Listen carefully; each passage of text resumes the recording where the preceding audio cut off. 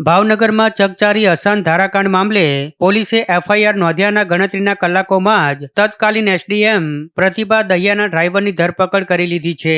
આરોપ છે કે ડ્રાઈવરે એસડીએમ પ્રતિભા દહિયા કામ કરી નાખશે તેવો વિશ્વાસ આપીને લાખો રૂપિયા પડાવ્યા. અસાન ધારાની ફાઇલો ક્લિયર કરવા માટે ₹14 લાખની લાંચ અંગેનો વિડીયો પણ વાયરલ થયો હતો.